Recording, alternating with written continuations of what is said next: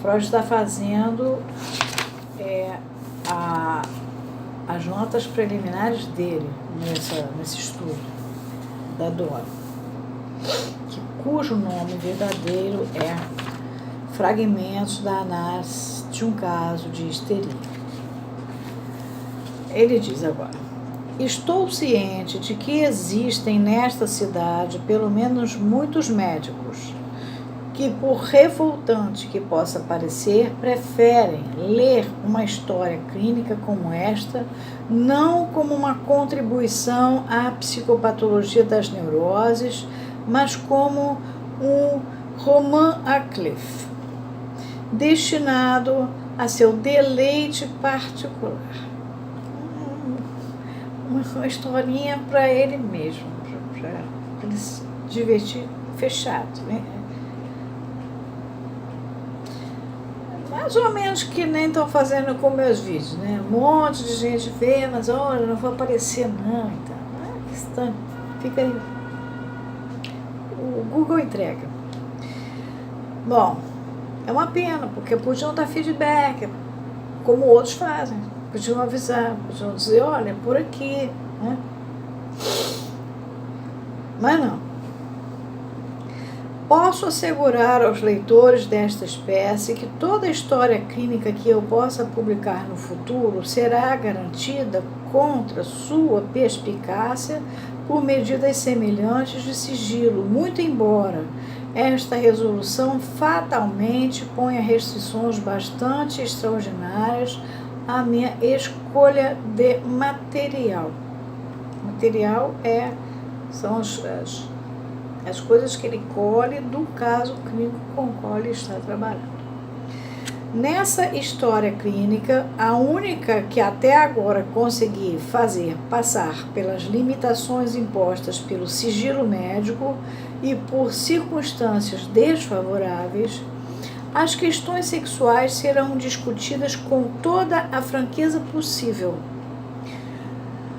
Os órgãos e as funções da vida sexual serão chamados por seus nomes apropriados, e o leitor sincero poderá convencer-se, através de minha descrição, de que não hesitei em conversar sobre tais assuntos nessa linguagem, até mesmo com uma jovem. Devo, então, defender-me também nessa área? Reclamarei simplesmente para mim os direitos do ginecologista, ou melhor, direitos muito mais modestos, e acrescentarei que seria singular e perversa, lascívia, supor que conversas desta ordem sejam meio hábil para excitar ou gratificar desejos sexuais.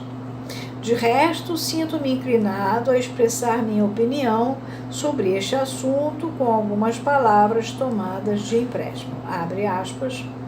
É deplorável ter de abrir espaço para protestos e declarações desta espécie num trabalho científico, mas que ninguém me censure sobre esse ponto. Antes, acusem o espírito da época, em virtude do qual alcançamos um estado de coisas em que nenhum livro sério pode estar certo de sobreviver.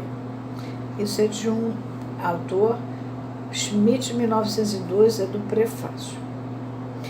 Descreverei agora o modo como superei as dificuldades técnicas, esse técnica está em itálico, de elaborar o relatório desta história clínica. Porque reparem que ele está trabalhando com a teoria e a técnica, exatamente como Lacan mostra que uma faz parte da outra, quando ele fala nos estudos técnicos de Lacan lá, logo no começo. Você faz, e se você faz ao mesmo tempo, você tem a teoria e a técnica, e uma vai fazendo crescer a outra. As dificuldades são muito consideráveis quando o médico tem de realizar 6 ou 8 tratamentos psicoterapêuticos desta natureza num só dia. E não pode tomar notas durante a sessão em vigência com o paciente pelo receio de abalar a confiança dele e perturbar sua própria visão do material sob observação. Aqueles analistas de filme americano que sentam atrás de um paciente deitado num divã com umas notinhas não existe dentro da psicanálise de verdade. E o Freud, como estava começando, é claro que ele não batia o olho e falava assim, a estrutura está por aqui, passa por acolá, e tererê, e ele ia soltar a atenção flutuante. Nessa época ele tinha muita atenção, então atender 6 pessoas, 8 pessoas seguidas e depois lembrar de cada caso, claro que era muito complicado. Na verdade, ainda não consegui solucionar o problema de como registrar para a publicação a história de um tratamento de longa duração. No que concerne ao caso presente, 2 circunstâncias vieram em meu auxílio. Em primeiro lugar, o tratamento não durou mais de 3 meses. E, em segundo, o material que elucidou o caso se agrupava em torno de 2 sonhos. Um relatado no meio do tratamento e outro no fim. A descrição desses sonhos foi registrada imediatamente após a sessão e proporcionaram eles, assim, um ponto seguro de ligação para a cadeia de interpretações e lembranças que deles se seguiu. Reparem que ele já vai falando na cadeia simbólica aqui. A história clínica propriamente dita só foi escrita de memória após terminado o tratamento, mas enquanto minha lembrança do caso ainda estava fresca e aguçada por meu interesse em sua publicação,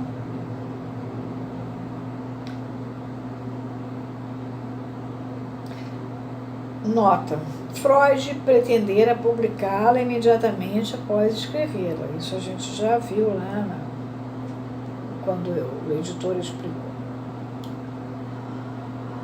Desta forma, o registro não tem a exatidão fonográfica, mas pode atribuir-se a ele alto grau de fidedignidade. Nada importante foi nele alterado, a não ser em alguns pontos. A ordem em que as explicações são dadas, e isto só foi feito com a finalidade de apresentar o caso de forma mais encadeada. Passo a mencionar mais pormenorizadamente o que será e o que não será encontrado neste trabalho. O título do trabalho era originalmente Sonhos e Histeria, pois ele me parecia peculiarmente bem adaptado a mostrar de que forma a interpretação dos sonhos se entrelaça na história de um tratamento e como pode tornar-se o meio de preencher amnésias e elucidar sintomas. A amnésia, já falei para vocês que é a memória escapa, falta de memória. Não foi sem boas razões que no ano de 1900 dei a um laborioso e exaustivo estudo dos sonhos, a interpretação dos sonhos, que Lacan chama direto de Traumdeutung, prioridade em relação às publicações da psicologia das neuroses que eu tinha em vista e, incidentalmente, pude verificar por sua acolhida o insuficiente grau de compreensão com que tais esforços são recebidos por outros especialistas na época atual. Neste caso, não havia validade na objeção de que o material em que eu baseara minhas assertivas havia sido retido, sendo, portanto, impossível convencer-se alguém de sua veracidade através de testes e verificações. Pois todos podem submeter seus próprios sonhos ao exame analítico, sendo que a técnica de interpretar sonhos pode ser facilmente assimilada através das instruções e exemplos que dei. É enorme a interpretação dos sonhos, são 2 volumes do Freud.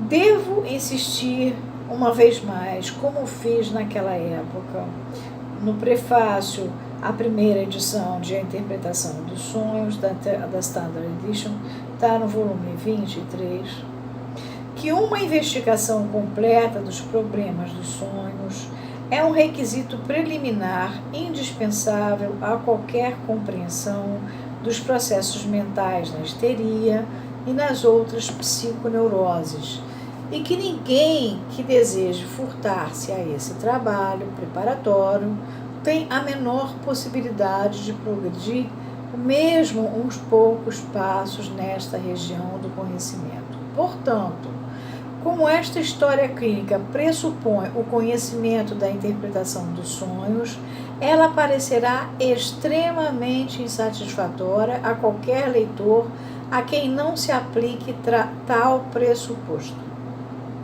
Esse leitor só conseguirá ficar perplexo ante estas páginas, ao invés de encontrar o esclarecimento que busca, e ele certamente ficará inclinado a projetar a causa de sua perplexidade sobre o autor e a considerar fantásticos os seus conceitos. Mas, na realidade, esse caráter de perplexidade é inerente aos fenômenos da própria neurose. Na presença ali só é oculta pelo conhecimento que o médico tem dos fatos e ressurge ante toda tentativa de explicá-los. Ela só poderia ser completamente banida se conseguíssemos remontar cada simples elemento de uma neurose aos fatores com os quais já estivéssemos familiarizados.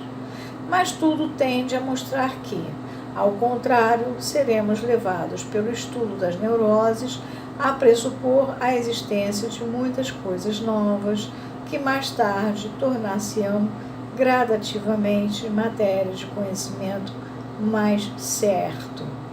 As coisas novas sempre despertaram perplexidade e existência.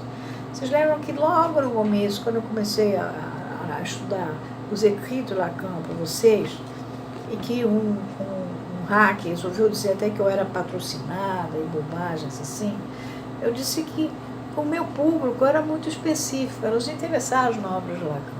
Da mesma maneira, o Freud está dizendo aqui que quem é o leitor dele? É o leitor interessado em tratar os casos das que ele chama psiconeuroses, no caso a histeria e a neurose obsessiva. O resto vai ler por curiosidade, vai ter uma opinião de leigo e vai dizer o que acha. No caso de Lacan, a coisa é mais ampla, porque tem cientistas lendo Lacan em todas as áreas, seja nas áreas humanas, seja nas áreas das ciências exatas mesmo. Então, ele fica mais abrangente.